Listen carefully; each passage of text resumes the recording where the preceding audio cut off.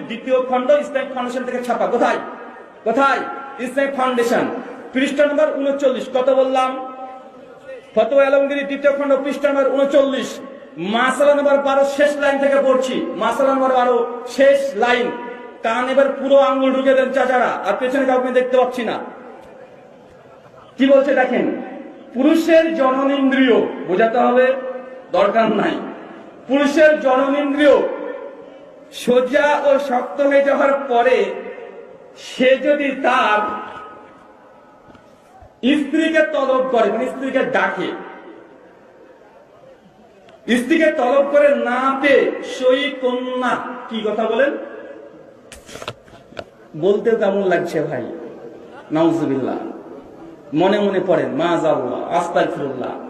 বলছে কোন বাপ, কি বললাম বলেন তো, কোন বাপ তার যখন জননেন্দ্রিয় শক্ত হয়ে গেছে, তাদের ভাষা, এই সময় তার নিজ স্ত্রীকে ডেকেছে, স্ত্রী আসেনি, এরপর কি বলছে দেখেন, স্ত্রীকে তলব করে না পেয়ে সই কন্যা, কন্যা মানে বোঝাতে হবে, সই কন্যার উরুদয়ের মধ্যবর্তী স্থানে তা প্রবেশ করায়, তবে এতে এই কন্যার মা তার পিতার জন্য হারাম হবে না। কিউট বয়। বাংলাদেশে